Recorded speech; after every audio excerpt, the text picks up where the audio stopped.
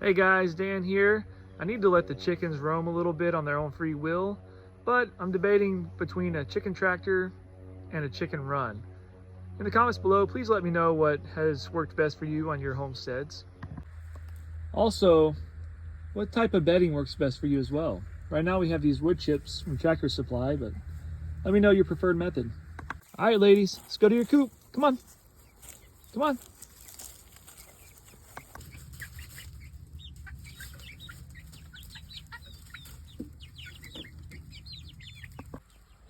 If you're liking these videos, please like and subscribe. And as always, catch you later.